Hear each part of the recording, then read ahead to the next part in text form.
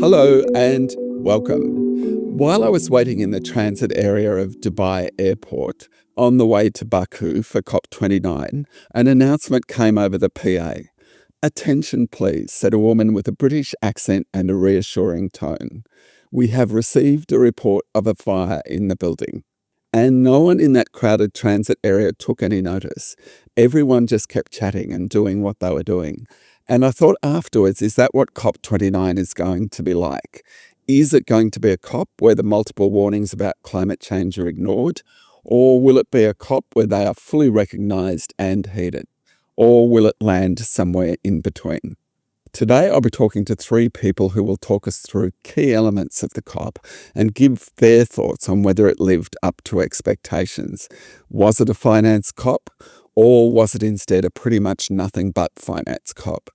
Did the COP's presidential problem turn out to be not so much the US president-elect, but the Azerbaijani COP presidency?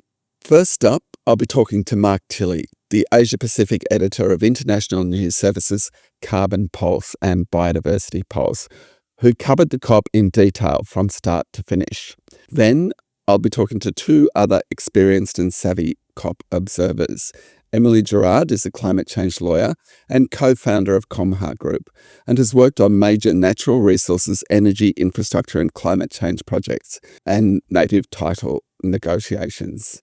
Evan Stamatiou is Managing Director of Carbon Risk Management, which helps ASX and international clients understand how climate change is creating risks and opportunities for their businesses. First up, welcome, Mark.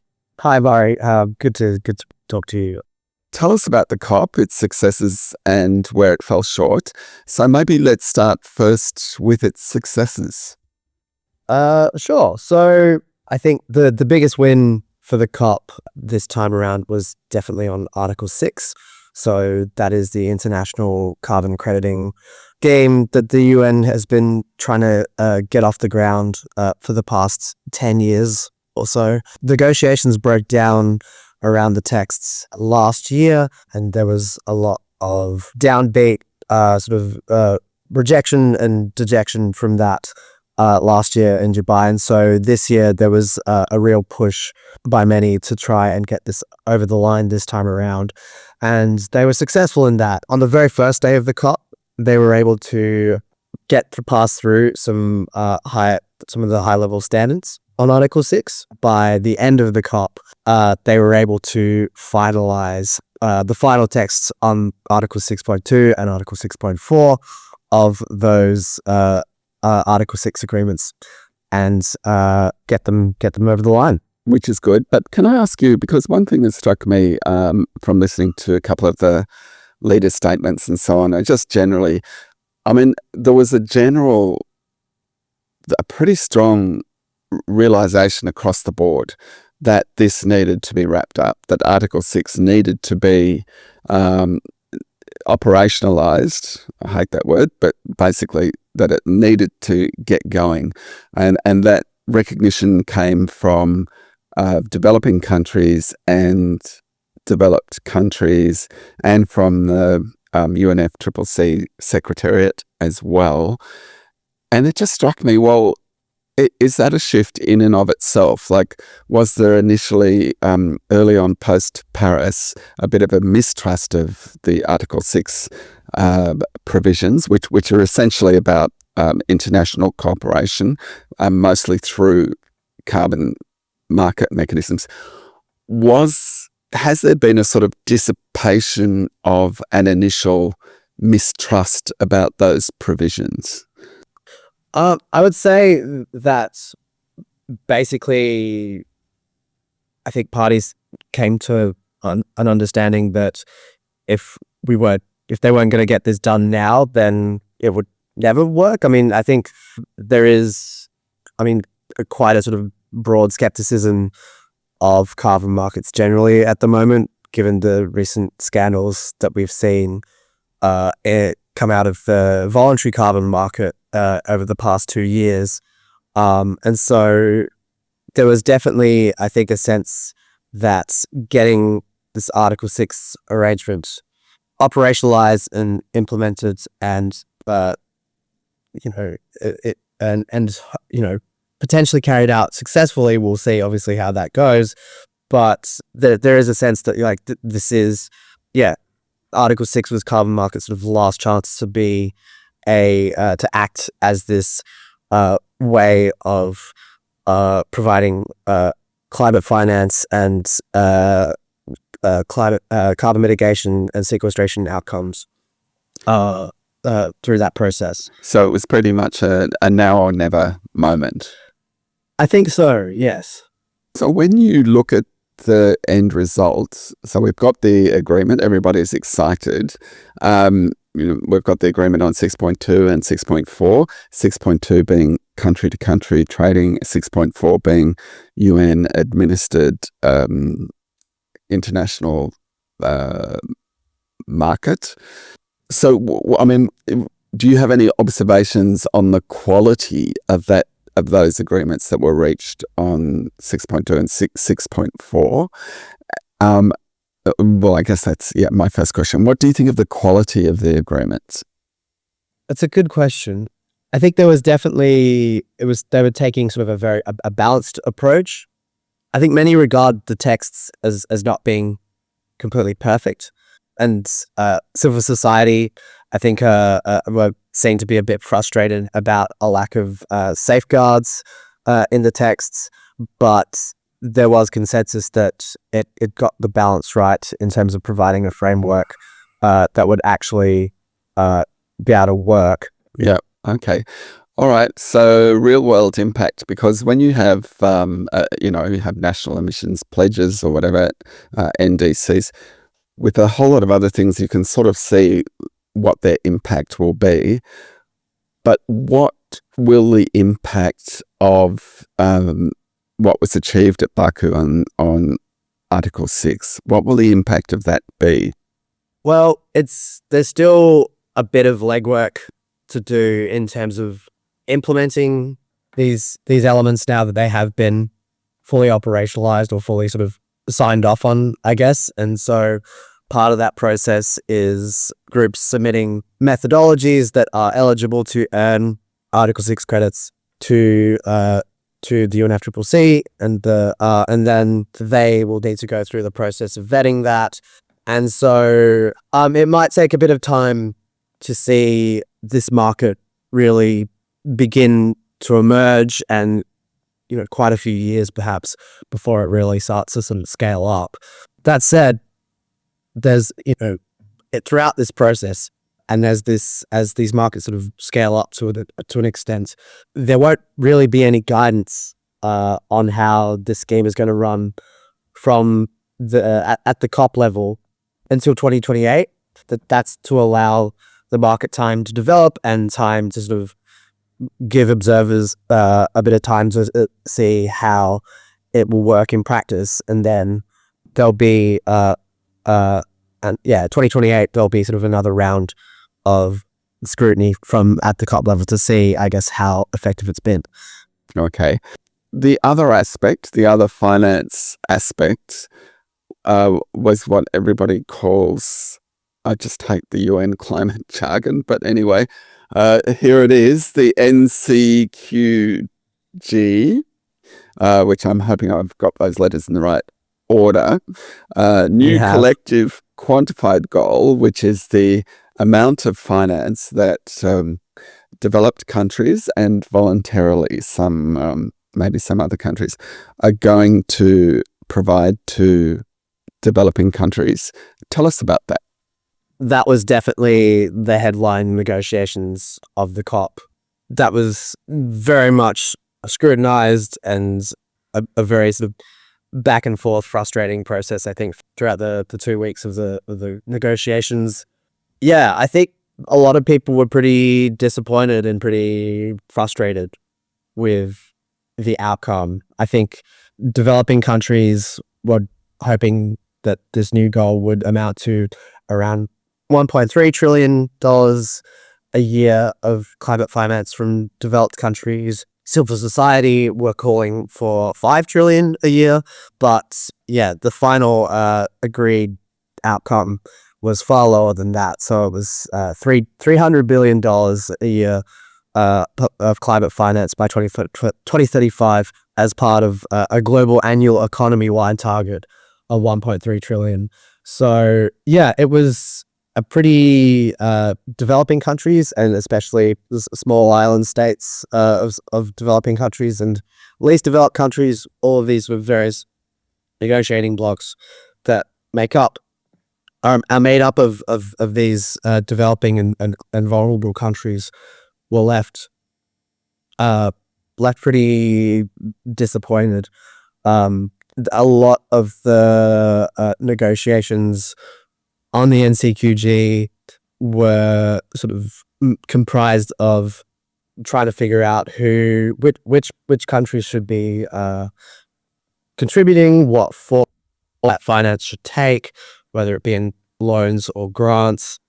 And it took a long time for, at least a good sort of 9 or 10 days into the process for even a number to come up. Yes. Which is known as the quantum. Yes. The actual goal of the actual, the figure that was going to be put on paper in terms of the goal to achieve. And yes, and that I think initially was 250 billion, and everyone said that was, I think the EU first negotiated or first came up with that. And groups like AOSIS, which is the Association of Small Island States, and LDC, which is the least developed countries, they were both saying that this is, critically insufficient and could potentially risk, put the goal of keeping temperatures below or at 1.5 degrees at risk. And so, yeah, the final outcome of 300 billion was, a step up from that, but a pretty paltry sum, really. Yes. Just on another thing in relation to that was, I sat in on a very interesting press conference at one point where it was asked about the definitions of the contributing base, and the lead negotiator of AOSIS was pretty adamant that they wanted the contributor base to remain the same as was in place, that has been in place in terms of those definitions of developed and developing countries, because his argument was that if you start changing those definitions of what is a developed country and what is a developing country, you can basically open up the entire Paris Agreement up for debate, including the 1.5 degree goal. So they were very adamant that they wanted those definitions to remain set, and that it was the developed countries that should be leading the way in terms of providing this finance. Yes. I was going to say just one concession. One breakthrough that did come up through the talks was that China did decide or did announce that it was willing to contribute, act as a contributing base, but without obviously changing those definitions from developed to developing. I didn't realize that. Wow, that's good, because I must say, I know. Yes, a couple of things. Firstly, I understand that 300 billion a year is just nowhere near what's required, but I sort of didn't, if people had really been expecting that this was going to deliver 1.3 trillion, you would have expected, I would have thought, a much stronger campaign in the lead up to the COP, for that figure to be the agreed figure emerging from the COP, and I know that people were talking about the 1.3 trillion, but I didn't see particularly any sign of that. And the other thing is, I kind of don't understand that argument that the AOSIS negotiator made. You cannot find it it's an outdated aspect of the agreement, the existing classification of the countries that can contribute, I would have thought. I don't know. Any thoughts on that? I guess the finance negotiator of AOSIS who made those comments was McKay Robertson, just by the way. But yeah, I mean, I guess in some ways I can see your point. In other ways, I suppose, given, the existential threat that climate change poses to many of the countries in AOSIS, in this negotiating bloc, small island Yes. states, Yeah.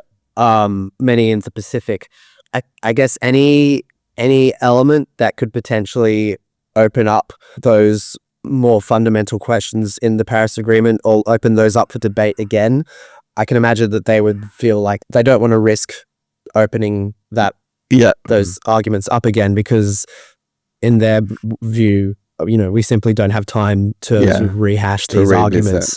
Well, in that case, they've come up with a good solution, really, because they've said, it's these existing countries, but we encourage. And then China stepped in and said, I mean, it's a very COP solution, isn't it? We're not changing a thing. However, there'll be this flexibility that wasn't there before. It's kind of, it's a tribute to diplomacy in a way. Yes. Yeah. So can I ask you, at COPs, there's often things that particularly surprise you, or particularly disappoint you, or particularly excite you. Was there anything in any of those categories that struck you, or were you so busy reporting on it that you didn't have much time to kind of emotionally engage with it? Well, I think going back to your question about that campaign to incentivize countries to step up and deliver on that 1.3 trillion goal. I think that probably could have been a role that the presidency played, as in Azerbaijan. And so, but yeah, I mean, that was most people genuinely considered the presidency of Azerbaijan being a bit disappointing in that sense. I mean, they were logistically very good, reportedly, on organizing the talks and helping to guide the negotiations, but there wasn't a lot of momentum in their own right.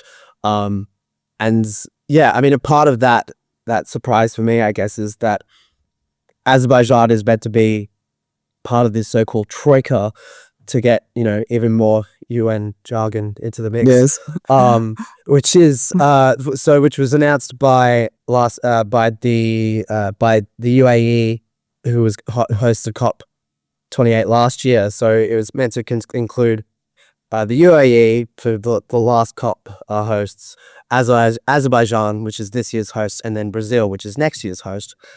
And so that troika was supposed to be a vehicle for driving global ambition to achieve the climate outcomes that are set in the Paris Agreement. And part of that is encouraging countries to set up or announce new 2035 emissions reductions targets, known as nationally determined contributions.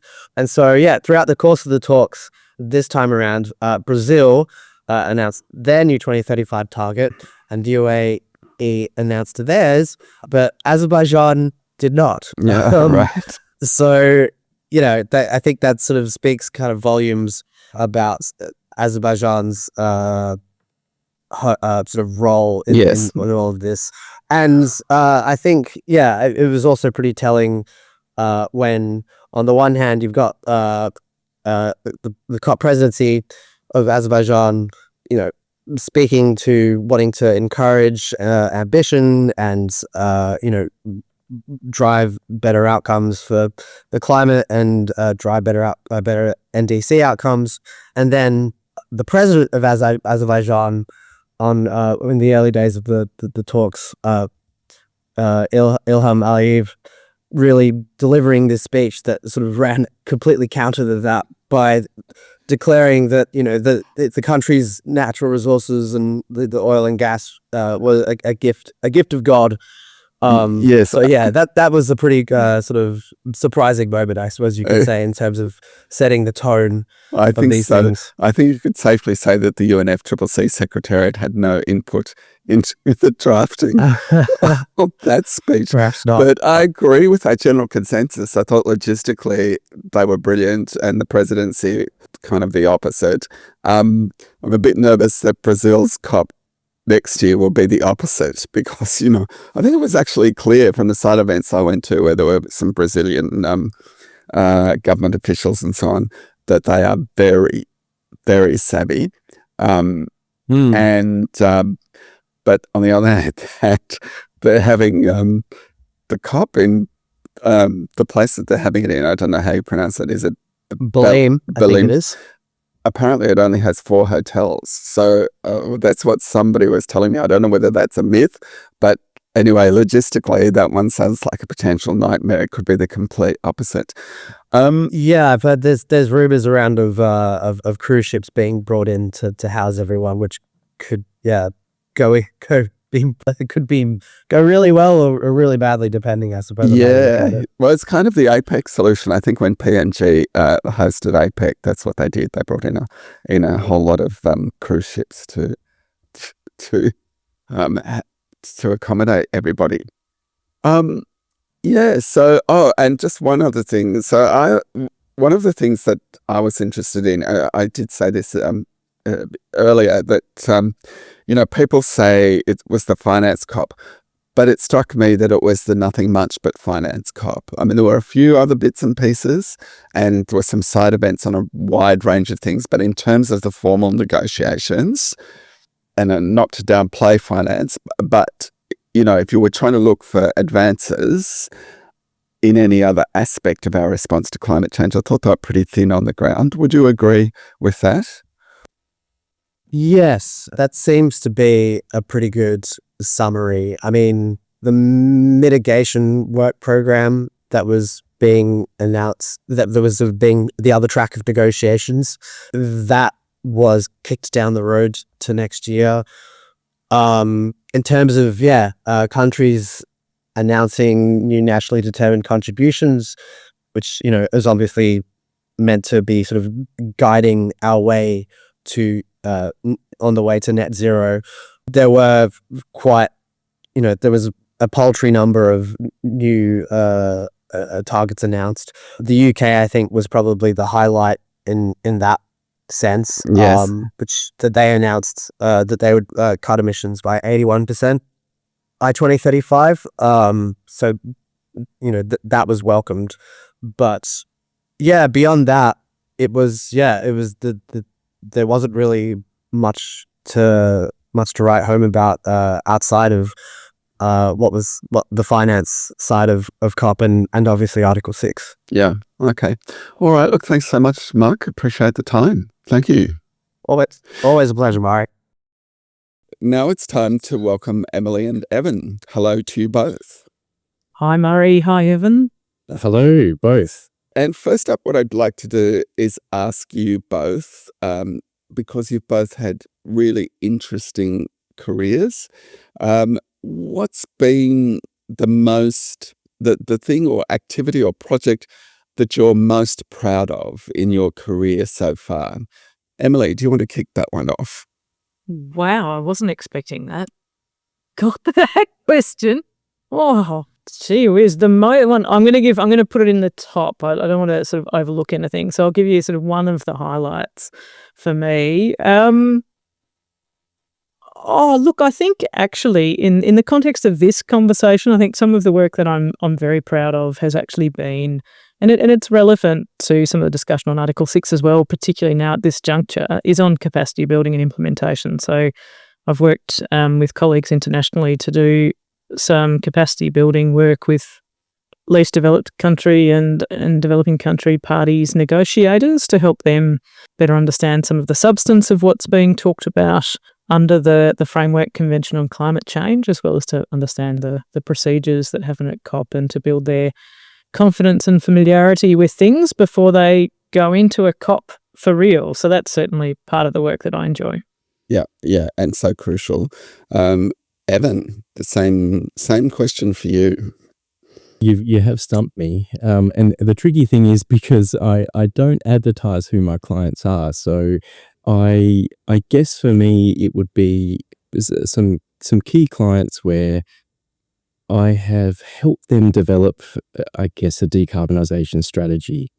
And, there's no secret to essentially how these work. It's just hard work. So being in the trenches over a number of years, and then at the end you start to see the apples dropping off the tree and you start seeing the fruits of your labour. So essentially it's when I've been in the trenches and then towards the end you start seeing the fruits of your labour.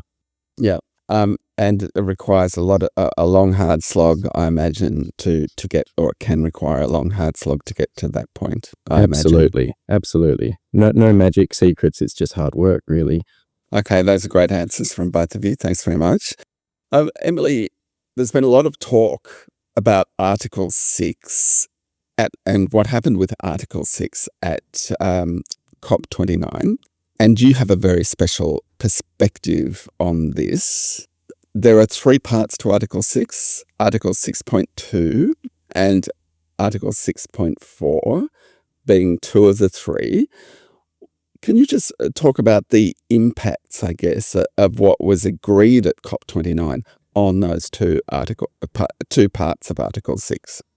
Yeah, certainly. Thanks, Murray. You're right. I'm an Article 6-ophile. And particularly, as you've mentioned, there's one element that I think is particularly interesting. But in terms, and I'm sure Mark went through this, there's a lot of acronyms. So it is a conversation that's full of jargon and acronyms. So I will do my best to try and demystify some of them as I go. But Thank you. In terms of the impact of the decisions coming out of Baku, I mean, they are nothing short of incredibly important and impactful, because particularly for Article 6.4, which is the centralised trading mechanism, or what's now referred to as the Paris Agreement crediting mechanism, or to go into acronym land, the PACM, it now has enough rule setting to actually operate.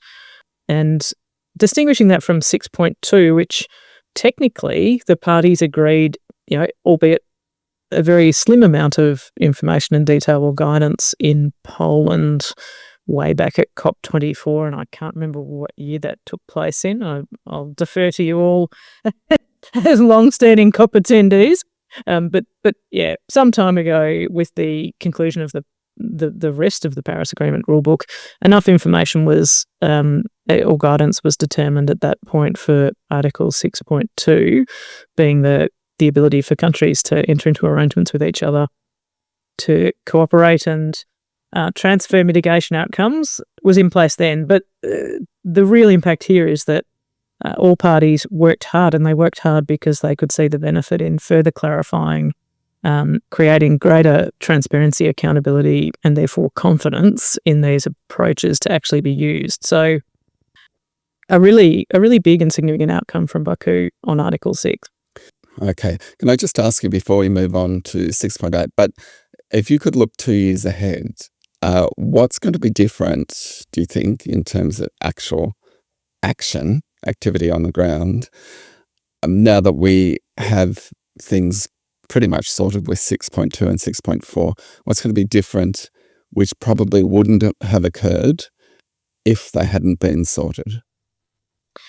I think with respect to 6.4, and look, we're starting to see through the work that I'm doing at the moment, particularly in the region, we're starting to see a real uptick in activity within countries wanting to sort out their domestic arrangements so that they can align and participate either as a host or a contributor of mitigation outcomes or units into one or both, Article 6.2 or 6.4. So certainly there's a lot of design infrastructure going on. I think we'll start to see projects. There's already a lot of movement and activity under 6.2 with bilateral arrangements in place between a lot of governments now. So look, I think we'll see a lot more activity. I think we'll see units being issued and probably more finance flowing off the back of those developments into private sector participation in those projects as well.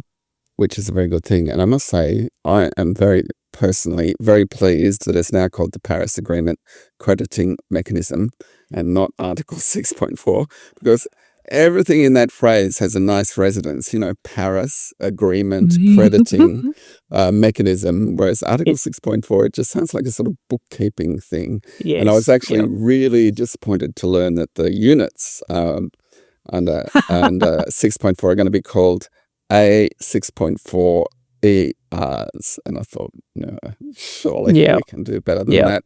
Anyway, but let's move on to the main event for you. That is this third arm of Article 6, which is Article 6.8. And I think it's a fair thing to call you a superfan of Article 6.8. And it's quite different to Article 6.2 and 6.4. Can you tell us what Article 6.8 is, and then talk about why it could be so important?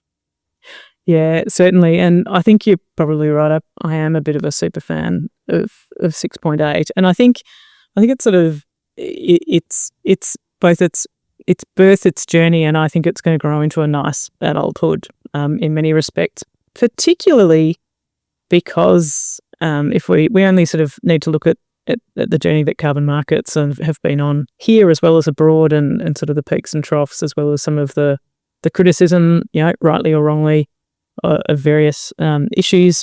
Certainly integrity is a big consideration, and no doubt Evan and others have a lot of expertise to lend in terms of decarbonisation and how it sits. But the scrutiny that's being placed, I think, on the use of carbon credits as offsets certainly starts to lend, I think, people's change of focus and thinking around decarbonisation efforts and different types of investment that are value chain aligned. And that's sort of my long-winded introduction to why I'm a bit of a super fan of 6.8, which essentially it promotes non-market approaches. So it's an odd thing that this cousin sits with its market, it's very much market-based siblings under Article 6. But in essence, the Article 6.8 expressly recognises that it's basically, it recognises the importance of holistic approaches to implementing country-based targets or nationally determined contributions, or NDCs if we want to get into the acronyms, under the Paris Agreement. And importantly and explicitly in Article 6.8, the approaches that can be taken under this part of the Paris Agreement aim to promote mitigation and adaptation, so emissions reduction. Simultaneously, like exactly. both. Yep. Both. So joint and blended outcomes in that regard, and explicitly enhance public and private sector participation in the implementation of NDCs. So it actually calls for enhancing public and private sector participation in the implementation of NDCs, as a lot of the Paris Agreement either implies or also, as it's being developed, acknowledges it needs to do. So civil society and the private sector. And also trying to enable a bit of coordination across instruments. So it's then evolved through the hard work that was done by the parties in Glasgow at COP26 to establish what's known as the Glasgow Committee on Non-Market Approaches, which that GCNMA, another acronym, the Glasgow Committee now takes forward work. But again, it's early days. The committee and the parties have now set up a web-based platform to sort of showcase what are and could be non-market approaches to sort of inspire and encourage and support parties to do more of it. The initial focus is on adaptation, resilience and sustainability, as well as mitigation, but also clean energy. So there's sort of some big ticket items here, I think, that really are of interest to a lot of private sector members and participants to look at implementing. And I mean, in essence, the key is that a non-market approach just can't involve the transfer of a mitigation outcome. So it's looking at non-trading. So there's a lot of other things that can happen that don't generate or transfer a credit of sorts. Yes. Obviously care needs to be taken, but certainly as someone who's not only a super fan of watching how it unfolds, but I've had the privilege of presenting in some of the UNFCCC workshops as part of the 6.8 discussion and framework, and I think that's actually a really interesting part of how they're taking work forward. They're very much trying to have a high number of workshops and what they're calling spin-off groups to capture civil society and private sector and other expert perspectives on how non-market approaches might be further supported and enhanced. And certainly we see huge potential for private-public partnerships in this space, as well as sort of more creative or innovative discretionary funding, social license and ESG type aligned activities, as well as the know-how and capacity or knowledge export type programs. And I think importantly, the grey zone or the hard to place activities that, and this might be a crossover, having read some of Evan's really insightful and enjoyable commentary from Baku, looking at crossover with nature-based options and biodiversity that may not neatly sit in Article 6.2 or 6.4, and certainly there is scope for them to sit in there, but where there are large-scale integrated land management type projects that have multifaceted, sitting across agriculture as well as environmental sustainable development, those types of projects involving multiple participants that are complex, I think lend themselves actually to 6.8, and that sort of starts to head 6.8 into quite a transformative vehicle. Yes. And so I've got a lot of optimism about where it could go. It's in its early stages, but what 6.8 could actually grow into, particularly with the backing of the reporting framework, with the Paris Agreement as a whole, and the move to ensure that reporting and disclosures from the private sector are rigorous. What more rigorous reporting framework to rely upon than the Paris Agreement? Can I ask you, sorry, just one last question on 6.8. Does it need methods as well, or is it sort of pretty much whatever you can come up with that satisfies the criteria? At the moment it's broader criteria, so methodologies aren't required, and therefore there is a lot of flexibility. The key guardrails are certainly not involving the transfer of any mitigation outcome, and that may in time be sort of further split into what constitutes a mitigation outcome, but there has been discussion about sort of even in-kind type exchanges perhaps not being available, and I think that would be quite a limiting move if that's extrapolated too far. But again, and you can all attest to this when you've been at the negotiations and you hear proposals from parties in the room that seem to gather traction. They even make it into draft text that gets iterated during the period of negotiations, and certainly increasingly over time, and even in the market siblings of 6.4 and 6.8. And again, I think Evan, you picked this up in some of your commentary. More and more reference to biodiversity, and at one point in the 6.8 texts in Baku, there was actually express reference to trying to better coordinate with the Biodiversity Convention, and that didn't make it into the final decision. But it's risen itself to a lot of discussion now, I would say, across the last couple of years. And again, 6.8 could be a useful linkage between conventions, as in separate conventions, separate parties, not just within the instrumentalities of the Framework Convention on Climate Change. So there's a lot of freedom and latitude. There's nothing sort of as prescriptive at this stage, because it doesn't involve trading and transfers as its relatives in the rest of Article 6. Evan, Emily was just saying, and was talking about your LinkedIn post. I mean, I will drop in links to the really interesting LinkedIn posts that both of you did. But it is true that you did talk about the links between climate and nature, as Emily said. And, in my introduction, I was saying, well, was this in fact the nothing much but finance COP? It did seem like nature, at least on the formal side, was a bit kind of underplayed in this COP. Do you agree with that, or did I miss what was actually achieved? I think it's a very good question. I think that, I mean, I've been reading various commentary from different people who have been to Baku and have come back with their own impressions, and the views are so disparate.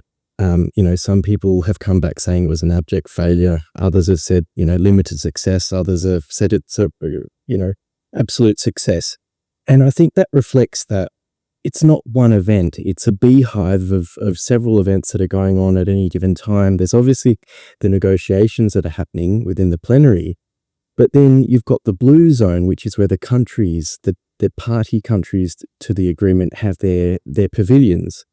And within that blue zone, the parties are making certain announcements. They're holding expert panels and all sorts of things where they're feeding really interesting updates and announcements to, I guess, the climate world. So what I found was that although, as Emily picked up, we don't have those sort of formal linkages between nature and climate, bubbling up out of the blue zone in the country pavilions were really strong messages around the need to connect, and not just, sort of a call to arms, but actually panel sessions which were fleshing out how we could more formally merge the dialogues and fleshing out those pathways. So I think if you ignore the blue zone and focus just on the negotiations, you miss a large element of COP. So it's sort of there are multiple streams of things that are going on at any given time. And the blue zone, I feel, is where things grow organically from the bottom up, and then at some point they spill over into the plenary, as the ideas develop and progress and take shape over years. So yes, yeah, that's true. The blue zone is there's some wonderful discussions there, and I did go to one side event where it was very clear that Brazil is going to focus very strongly on developing those linkages in some ways between carbon and nature, and also desertification, because yes. they use this phrase, which I don't know, I presume you'd heard, I hadn't heard it before, the Rio Trio, which is the three, which I love. The sister conventions, as they're sometimes referred to as well. Yeah. Really, because those conventions, the Climate Convention, Biodiversity and Desertification, all had their genesis in the 1992 Rio Earth Summit. Yeah. So I did enjoy that discussion. And there was somebody from Brazil there who was making some really interesting points. So I guess Brazil will be an important test of how those linkages are developed. Coming back to a point that you made earlier, which was about the very different perceptions that people have had of this COP, perhaps more so than other previous COPs. You, I think, have spoken about the various perspectives that people have about carbon markets, and global south perspectives on carbon markets, which will sort of indirectly link to the loss and damage fund, which was sort of kicked off at last year's COP, and also link to the new finance goal. Yeah. Could you talk about global south perspectives on carbon markets? Yeah, I found this a little bit, for me, it was a surprise. I didn't anticipate to come away with this sort of perspective. I'll just step it back a little bit to give a bit of context. So over the COPs that I've been involved in, I've seen this sort of shifting focus from where we started off with the Paris Agreement, and all the focus was on reducing emissions as quickly as possible so that we kept global warming to 1.5 degrees through the NDCs. But then as the years have gone past, I've noted that there's been, so delegates from the Global South have essentially picked up on the fact that we're not decarbonizing quickly in the developed world. And so they're bringing that frustration to these COPs. And they're forcing attention onto what were previously more dormant articles of the Paris Agreement, which is finance for mitigation and loss and damages to help the developing world cope with the impacts, the physical impacts of climate change. So it's almost like it's something that you'd force the energy there in the context of failure to reach our decarbonisation goals, because if we don't decarbonise quickly, obviously we're in for much more severe physical impacts. So I saw that coming through in Egypt a lot, where we had that was the African COP, where essentially we had many delegates from Africa who were making the point that we needed to focus more in on loss and damages and adaptation. And that momentum has continued. So into the Loss and Damages Fund, we've had a number of pledges from the developed world. So last year we had pledges from United Arab Emirates, Germany, Japan, United States and other countries. And then we followed through as Australia last week or the week before with a $50 million pledge. And so sitting in the Loss and Damages Fund, we now have, I think, more than $750 million that's been pledged in. And one of my clients asked me to just nose around and figure out at a very sort of transactional level, how could they make a transfer into this Loss and Damages Fund? And from this, I'm saying basically giving them specific instructions around what is the bank account and how do you make the transfer. And I thought that probably the most logical way to go about that would be to go up to the country, the delegate offices of the countries that had actually made pledges into the fund. Yep. And so that's what I did. So I knocked on doors and I basically asked for explicit instructions on how do I, on behalf of a client, make a transfer into the fund. And to my surprise, nobody could give me any instructions on how to transfer money into the fund. And then on day 4, a senior delegate within one of the country delegations took me aside and said, "Evan, the reason why is because nobody's actually made any transfers into the fund. They're still at the pledge phase." So, right. Okay. So that made sense to me as to why nobody could give me guidance. But then I reached out to some delegates from African countries who I'd made connections with in previous years. And they said to me quite explicitly, "Evan, we've given up hope on the Loss and Damages Fund because pledges are just remaining as pledges. The funds aren't flowing through." And then they also expressed sort of a lack of confidence about a fund that would be administered through a global administrative framework. So if you think about the bank account being a World Bank account, and then it's that the funds are then distributed through UNOPS, through the Santiago network, they express reticence about how effectively that globally administered process could actually distribute the funds. So they were saying that even though they had been pushing for the Loss and Damages Fund, there's a shift in sentiment from a number from different African countries where they've put their hope now into carbon markets in the hope that it's a much more direct way to transfer private finance from the developed world into the developing world. Right. And then, was sort of saying, well, but, all the scandals around carbon markets and, carbon colonialism and all the things that we hear about, and a lot of it is true. And from their perspective, they just saw it as issues to be managed rather than showstoppers. I mean, that was surprising for me. But I think it reflects an exasperation at the slow pace of establishing the funds and the financing for adaptation and loss and damages. Yeah, it's interesting. That's really interesting, and on a couple of fronts, because I found it quite noticeable at this COP how there was just across the board support for carbon markets, 6.2 and 6.4. And that just made me think, well, why has this been so hard? Clearly everybody here now is just cheering this on. And but what you're saying is that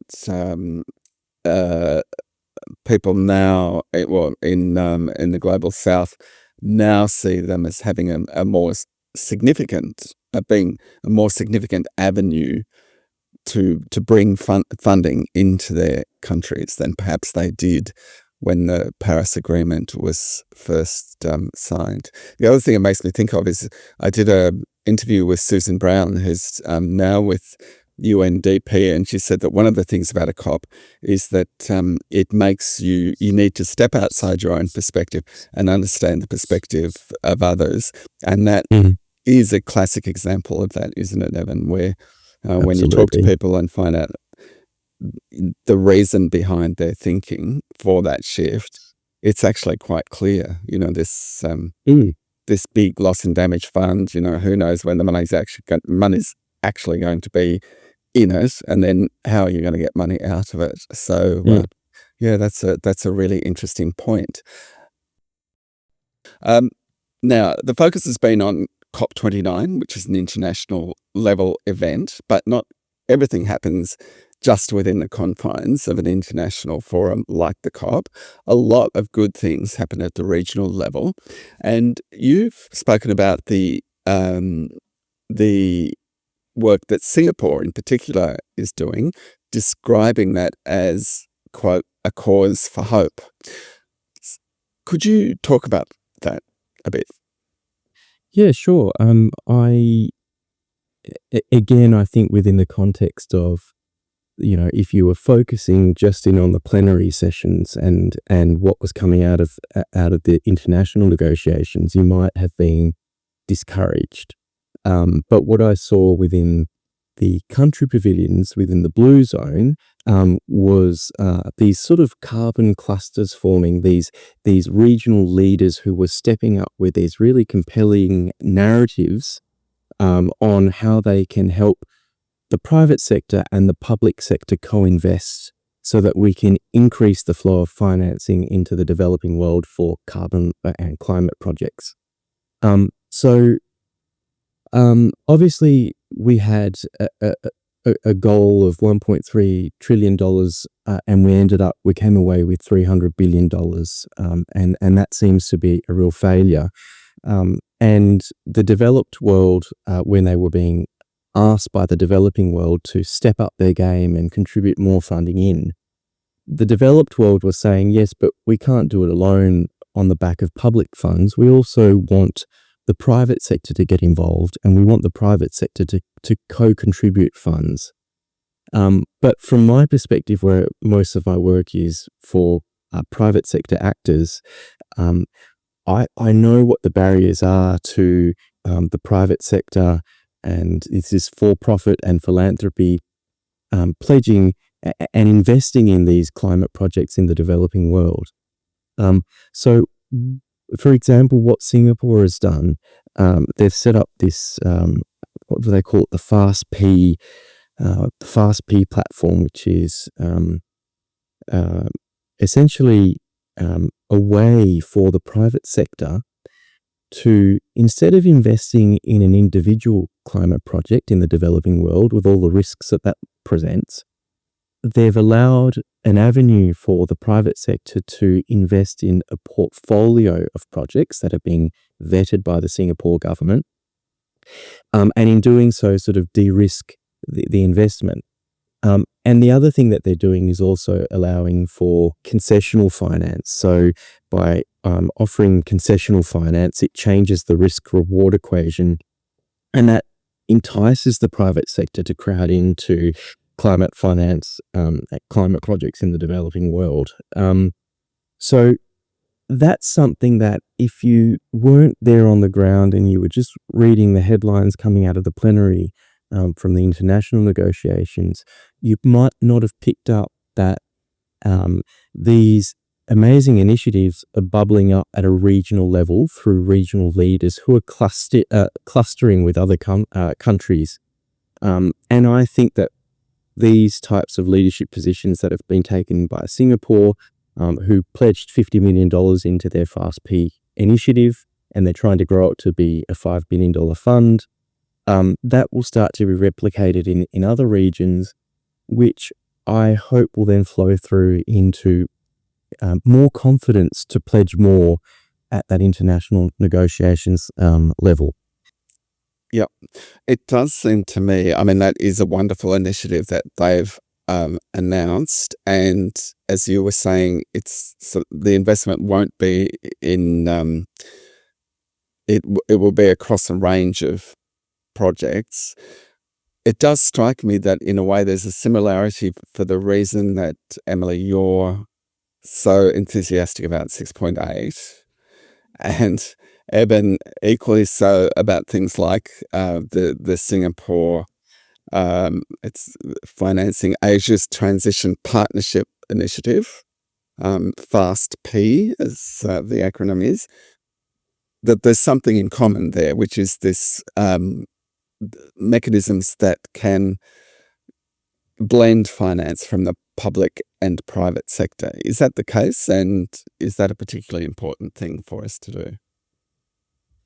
Absolutely. So I think in terms of, if I were thinking of a corporation, let's say an Australian-based corporation with an international supply chain, investing in the developing world may be a way to create resilience within your own supply chain. So if you're investing in a carbon project that not only decarbonize the operations of your supply chain partners, but it also made them more resilient to the physical impacts of climate change, then it's a win-win situation. And that doesn't need to be specifically a transfer, a mitigation transfer. So it could fit into 6.8. Correct me if I'm wrong, Emily, as the lawyer. But I just think that there are so many opportunities, and there are so many motivations for why you would be considering making these types of investments into the developing world. Yeah. Yeah, that's an interesting angle, the supply chain angle. Emily, your response to that? Oh, I completely agree, and I think there are some guardrails, as I mentioned earlier, and some parameters to the non-market approach, but it's still very early days in terms of the work program. So its potential and the horizon, I think, is there for to support these types of efforts, and as I mentioned earlier, explicitly support these types of efforts in helping countries achieve their NDCs. So I think absolutely sort of the blended approach for blended outcome to private and public sector finance is useful. And I think the added layer that I like about 6.8, or the wraparound, is that very much that complexion of what is a holistic and sustainable outcome. So also, I think trying to provide some assurance and de-risking it for the host countries, or the countries who are being the recipient, or in which some of these projects or investments might take place, making sure that that's sort of done fairly and equitably as well. Okay, almost there. I did want to ask you one thing, Evan, given your interest in particular in Singapore, but because it struck me when you see Singapore do all these amazing things on so many fronts, carbon markets, well, now this new fund, CCS is another area where, I know people have mixed feelings about CCS, but CCS is another area where they seem active. And it sort of strikes me a bit as like they've just, ripped a few pages out of what Kevin Rudd was trying to do back in 2010. He was trying to make Australia a regional hub for carbon markets, and he had all that money for CCS. He was trying to throw at trying to get industry to take up and start CCS projects. Do you think that's true in some way? Of course, there's differences, but I think that Singapore, they're incredibly coordinated as a nation state.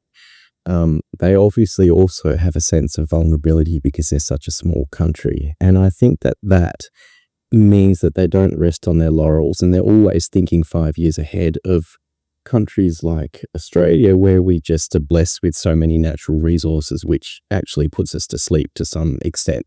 So I just think that thought leadership comes from a place of vulnerability, and you would sort of try and cement your place in a future economy by being ahead of the game and being, right at the forefront. And I think that that's why the thought leadership comes through constantly from Singapore, because they sit down and they really nut this out and they think that this is the way forward.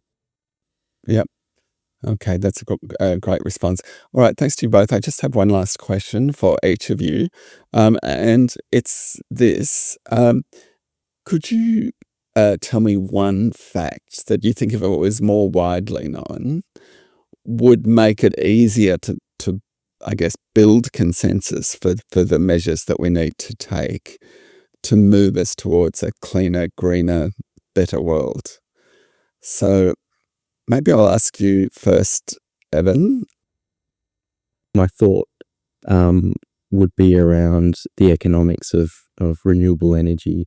And I think that was singing through in the Blue Zone and the country pavilions that were showcasing renewable energy, was that the economics are just changing so quickly. And so shifting to renewable energy is not about ideology. It's about essentially the cheapest and the most sensible way to rewire your economy so that it's resilient in the future. And I think if people really focused on the economics of the transition based on renewable energy, I think that that would be helpful to get more people on board, I think. That's a great answer. Emily, your fact. I'm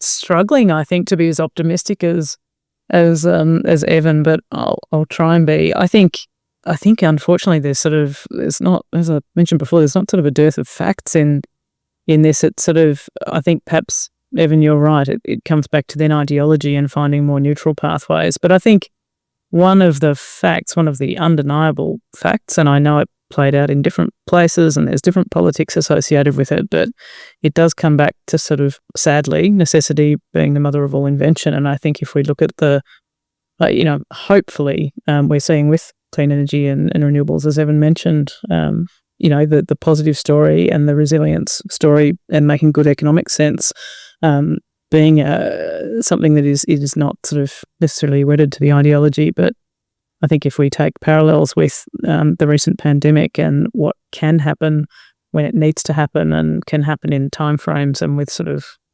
rollout and galvanizing of sort of scientific effort on such scale, there's cause for optimism, but it's about sort of, I'm trying to think if it's an absence of a fact that's leading to sort of reticence to act, or if it's other forces. And I'm trying to think of the missing facts in my mind. They're large and persuasive for those of us in the space, but I think sort of more ideologically neutral pathways are certainly cutting through, and I think that's a very positive story.